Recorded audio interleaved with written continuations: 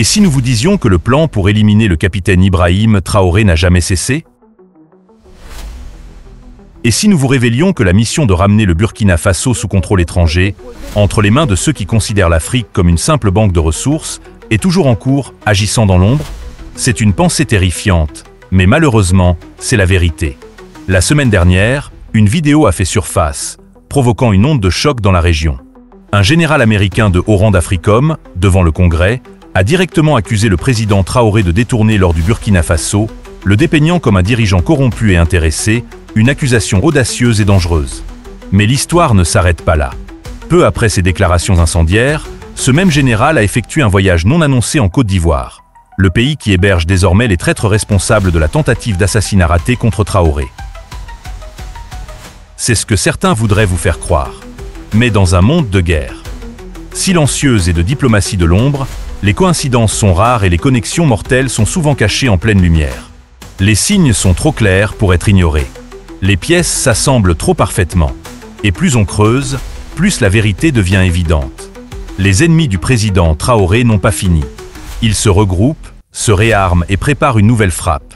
Et cette fois, ils ont l'intention de terminer ce qu'ils ont commencé. Depuis le 16 avril 2025, le Burkina Faso vit au bord de l'histoire. Ce jour-là, le président Ibrahim Traoré a narrowly échappé à une nouvelle tentative contre sa vie, la 20e depuis qu'il a pris les rênes du pouvoir. Les rapports des services de renseignement ont révélé que l'attaque était conçue comme une frappe simultanée à grande échelle. Des groupes terroristes devaient semer le chaos contre le peuple et l'armée, tandis que des traîtres internes frapperaient directement Traoré et ses officiers loyaux. C'était une stratégie mortelle visant à diviser les défenses du pays et à isoler Traoré. Mais grâce au courage de soldats loyaux qui ont tout risqué pour exposer le complot, l'attaque a été déjouée. Les conspirateurs ont fui de l'autre côté de la frontière, en Côte d'Ivoire, un pays de plus en plus perçu comme un refuge pour ceux qui conspirent contre la souveraineté du Burkina Faso. Pourtant, le danger est loin d'être écarté. Selon de nouvelles informations des services de renseignement, les cerveaux derrière le coup d'État raté ont juré d'éliminer le président Traoré avant juin 2025. Personne ne sait pourquoi juin a été fixé comme date limite, mais l'urgence est réelle et terrifiante. Depuis leur nouveau centre d'opération en Côte d'Ivoire, les comploteurs continuent d'orchestrer leurs plans, attendant le moment opportun pour frapper à nouveau. Pendant ce temps, le paysage politique s'assombrit. Le même général américain d'Africom, qui a publiquement accusé Traoré de détourner l'or du Burkina Faso, a fait sa déclaration virale quelques jours avant la tentative de coup d'État. Ces mots n'étaient pas anodins.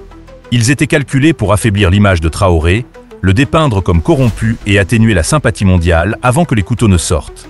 C'est un schéma vu trop souvent auparavant. Pour ceux qui ne connaissent pas l'histoire de Traoré, la propagande pourrait facilement les convaincre qu'il n'est qu'un autre homme fort désespéré d'eux. S'accrocher au pouvoir. Mais pour ceux qui l'ont vu s'élever, qui l'ont vu défier l'influence étrangère, restaurer la dignité du Burkina Faso et inspirer une nouvelle génération d'Africains, la vérité est indéniable. Le combat de Traoré n'est pas pour le pouvoir personnel. C'est une bataille pour l'indépendance, pour l'avenir de son peuple et pour l'âme d'un continent longtemps enchaîné par des forces extérieures. Maintenant, avec le compte à rebours vers juin qui s'accélère chaque jour, la question n'est pas de savoir si une autre tentative aura lieu, mais si le Burkina Faso sera prêt quand elle arrivera. La vérité, c'est que tel était le plan depuis le début. Et juste au moment où les accusations du général contre Traoré devenaient virales, la tentative de coup d'État s'est déroulée. Imaginez si le complot avait réussi. Imaginez si Traoré avait été renversé ou, pire, éliminé. Le monde aurait été servi d'une excuse toute prête. On aurait dit qu'il le méritait, qu'il était un dictateur ayant pillé l'or de sa nation pour son profit personnel. L'opinion publique aurait été soigneusement manipulée, et peu auraient questionné le récit. Mais nous savons mieux. Nous connaissons la vérité. Et heureusement, le courage de patriotes loyaux a exposé le complot avant qu'il ne puisse se concrétiser. Pourtant, le danger n'a pas disparu. Comme nous l'avons révélé plus tôt, les comploteurs se contentent de se regrouper, et ils ne sont pas sans amis puissants. Ce même général américain qui a sali le nom de Traoré a récemment atterri en Côte d'Ivoire, le pays qui abrite désormais les traîtres burkinabés. Là, il a rencontré le président ivoirien soutenu par la France, Alassane Ouattara, lors d'une série de réunions à huis clos de haut niveau.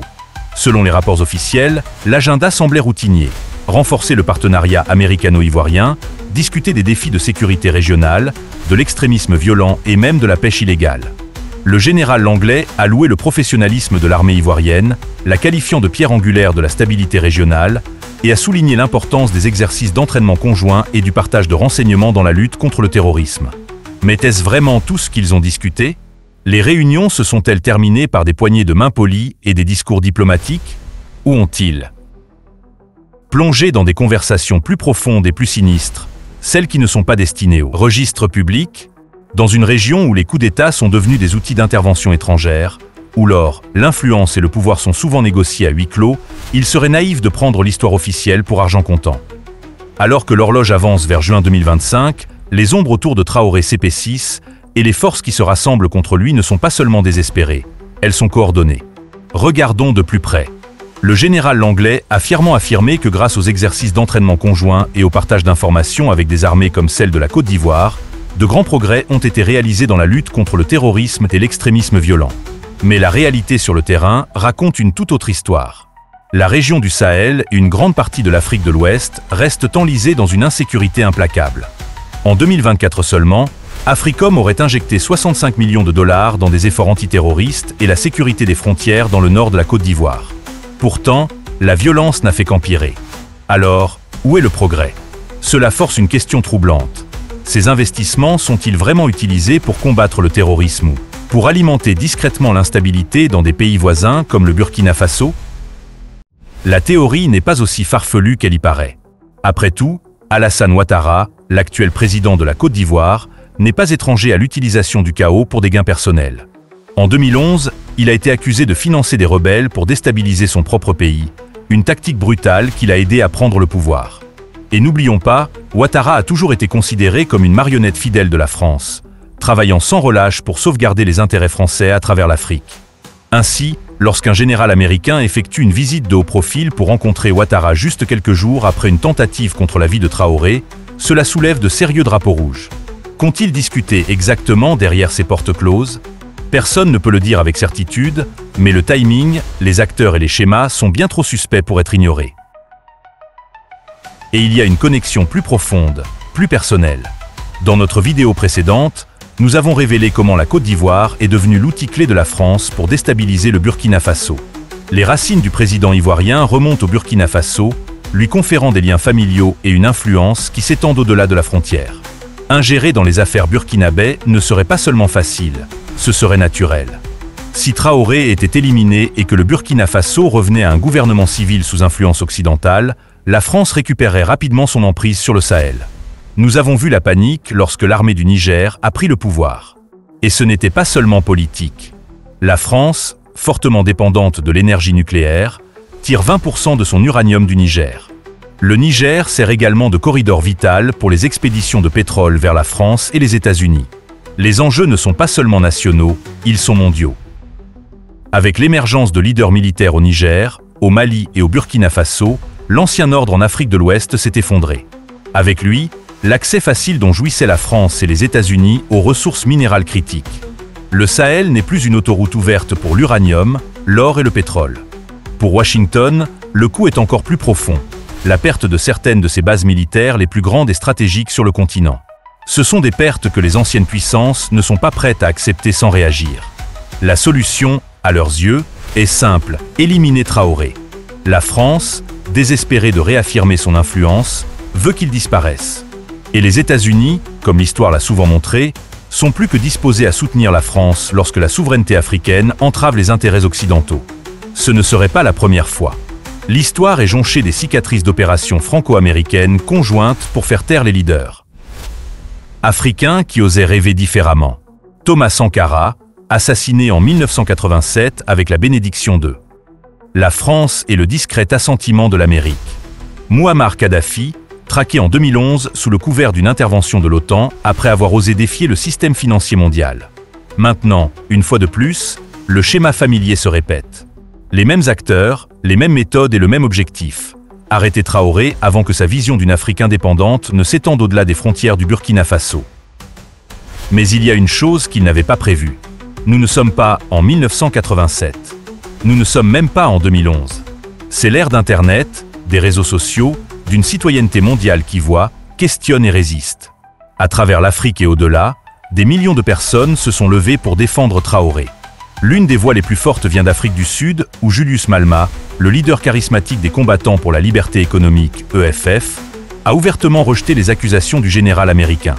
Dans une déclaration qui a résonné à travers le continent, l'EFF a dénoncé les tactiques impérialistes de l'Occident, affirmant un soutien indéfectible à Traoré. « Nous condamnons l'ingérence continue de l'Occident dans les affaires des nations africaines », ont-ils déclaré, et leur tentative de contrôler nos ressources. L'EFF soutient les efforts du capitaine Traoré pour récupérer l'or du Burkina Faso au profit de son peuple et pour résister aux pressions néocoloniales. La bataille pour l'avenir de l'Afrique ne se déroule plus dans l'ombre. Elle se joue au grand jour et le monde regarde. La déclaration de l'EFF est allée encore plus loin. Ils ont décrit les allégations américaines contre Traoré comme faisant partie d'un schéma familier plus large. Les puissances occidentales s'ingérant dans la gouvernance africaine, tissant des récits mensongers pour délégitimer tout leader qui ose rejeter la domination étrangère.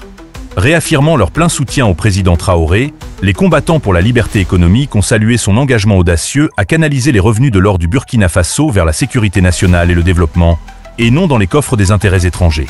Ils ont souligné une vérité longtemps étouffée. Les nations africaines ont le droit souverain de décider comment leurs ressources sont utilisées, sans manipulation ni ingérence des puissances extérieures. En réalité, l'ère de l'ingérence américaine incontrôlée en Afrique touche à sa fin. Fini le temps où les faux récits restaient incontestés et où des régimes fantoches étaient installés sans question. Au lieu de comploter pour contrôler les nations africaines, il est grand temps que les États-Unis tournent leur regard vers l'intérieur, en s'attaquant à leur propre crise croissante chez eux. Pourtant, même maintenant, les preuves montrent que les vieilles habitudes ont la vie dure. L'année dernière, le président Traoré a averti le monde: la Côte d'Ivoire travaille main dans la main avec la France pour déstabiliser le Burkina Faso. Certains ont ricané, d'autres ont pointé du doigt le retrait annoncé des troupes françaises de la Côte d'Ivoire comme preuve qu'Ouattara avait rompu les liens avec ses maîtres coloniaux. Mais si vous écoutiez attentivement, si vous prêtiez attention aux détails, la vérité était là, sous vos yeux. Parce que lorsqu'Alassane Ouattara a annoncé ce prétendu retrait, ce n'était qu'un mensonge. Son discours n'a jamais mentionné le cœur du problème: les accords militaires de 1961 avec la France. Des accords qui, selon Hachi Akizi, secrétaire général du Parti communiste révolutionnaire de Côte d'Ivoire, restent pleinement en vigueur. Des accords qui donnent à la France un couvert légal pour intervenir militairement en Côte d'Ivoire dès que cela sert ses intérêts ou lorsque ses fidèles serviteurs au pouvoir appellent à l'aide. Tant que ces traités de l'ère coloniale restent intacts, l'ombre de la France continue de planer sur l'Afrique de l'Ouest. Et derrière les artifices des retraits de troupes et des sourires diplomatiques, le vieux jeu de la domination et de la tromperie se poursuit, sous un nom différent. Le seul engagement tangible pris par Ouattara dans son discours tant célébré était le suivant: le camp du 43e BIMA, le bataillon d'infanterie de marine de Port-Bouët, sera remis aux forces armées ivoiriennes à partir de janvier 2025. Mais derrière le langage diplomatique se cache une histoire plus sombre. Le 43e BIMA n'était pas n'importe quelle base militaire. Établi en 1914 comme une extension directe de l'armée coloniale française, son objectif était clair: protéger les intérêts français, surveiller les régimes néocoloniaux et intervenir militairement chaque fois que nécessaire pour maintenir l'ancien ordre. En d'autres termes, il accordait à la France le droit de frapper dès qu'une administration africaine osait s'écarter de son influence. Imaginez cela: une armée étrangère implantée dans un pays souverain, prête à agir si la démocratie ne produisait pas le résultat souhaité. La décision de se retirer n'a pas du tout été prise par Ouattara. Elle a été orchestrée par la France. Face à la montée de la résistance du mouvement pour la souveraineté qui balait l'Afrique, la France devait effacer son empreinte militaire visible, du moins en surface. En transférant le 43e bataillon BIMA au commandement ivoirien, la France a créé l'illusion parfaite d'un retrait pacifique. En réalité, ce n'était rien d'autre qu'un repositionnement stratégique, une opération de camouflage pour dissimuler sa main tout en restant implanté au cœur de l'Afrique de l'Ouest. Silencieusement en attente du bon moment pour réaffirmer son contrôle. Le président Traoré a dénoncé cette supercherie dans l'un de ses discours marquants. Avec une clarté percutante, il a averti que la France n'avait pas réellement quitté la Côte d'Ivoire ni l'Afrique. Elle avait simplement fait évoluer ses méthodes. Ils ne quitteront pas certains pays, a déclaré Traoré. Ils ont juste dissous le système. Vous ne les verrez plus dans des bases, mais dans les ambassades, ils seront là. Ils construiront des entreprises de sécurité pour protéger les intérêts des entreprises, mais les soldats seront toujours là. Vous ne les verrez plus en uniforme ou rassemblés dans des bases. C'est tout ce que cela signifie. Ils se réorganiseront, mais ils resteront.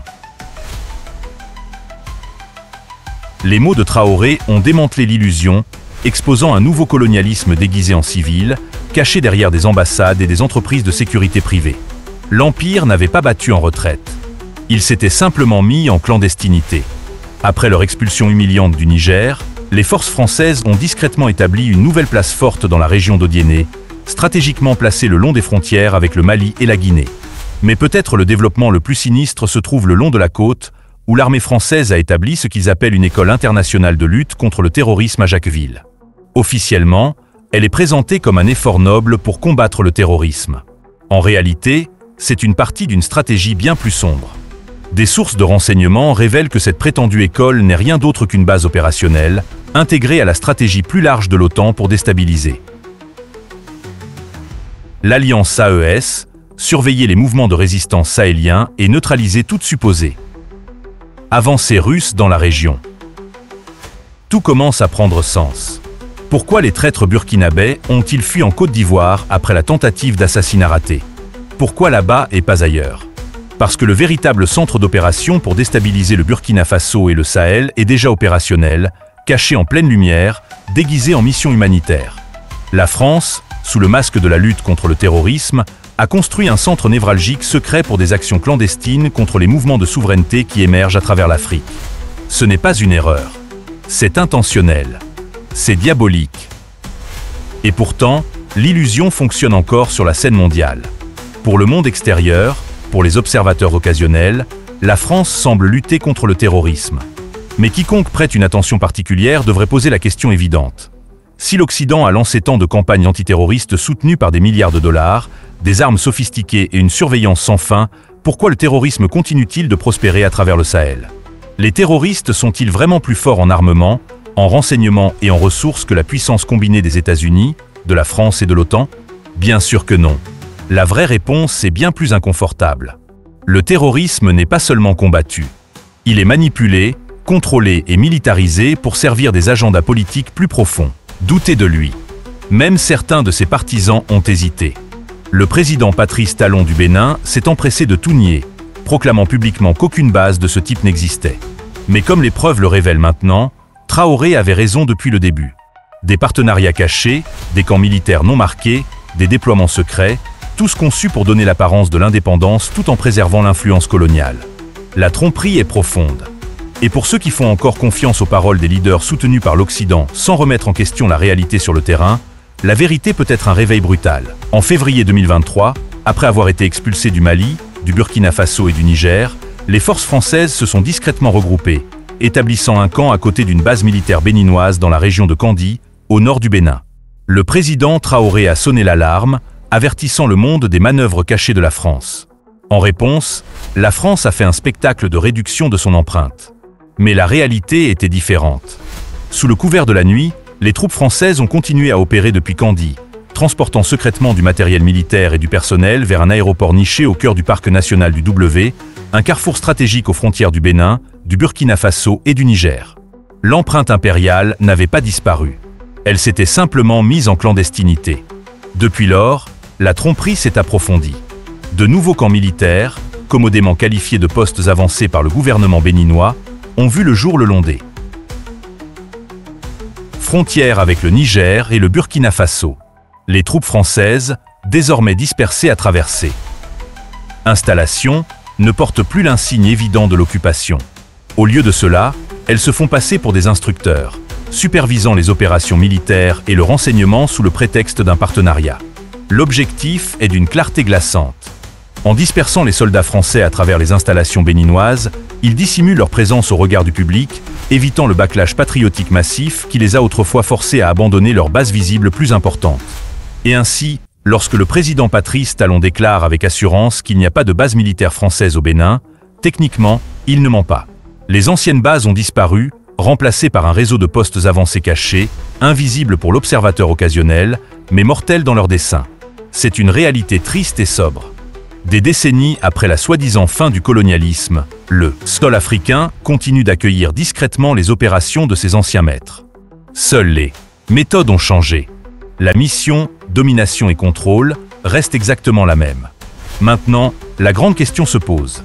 Les traîtres cachés au Burkina Faso et en Côte d'Ivoire réussiront-ils à éliminer le président Traoré? Les enjeux n'ont jamais été aussi élevés. Mais si l'histoire nous a appris quelque chose, c'est que l'espoir et la résilience sont des armes puissantes. Le président Traoré n'est pas resté inactif. Pleinement conscient des dangers qui l'entourent, il a pris des mesures de sécurité importantes pour se protéger, lui et la révolution qu'il dirige. Contrairement à de nombreuses figures révolutionnaires avant lui, Traoré comprend que le champ de bataille n'est pas seulement physique, il est politique, numérique et psychologique. Et surtout, il détient une arme bien plus puissante que n'importe quelle armée, le soutien du peuple. Ce soutien est massif et croît de jour en jour. Des rues de Ouagadougou aux villes à travers l'Afrique, des cercles cachés. D'activistes panafricains aux partisans vocaux à travers le monde, des millions ont déclaré une loyauté indéfectible à Traoré. Ce n'est pas seulement politique, c'est spirituel. Un mouvement est né. Un mouvement alimenté par la soif de souveraineté, de dignité et de véritable indépendance. À mesure que les jours se rapprochent du mois critique de juin 2025, l'énergie autour de Traoré ne s'estompe pas. Elle se multiplie et le monde regarde. Les prochaines semaines seront cruciales. L'horloge avance plus fort chaque jour.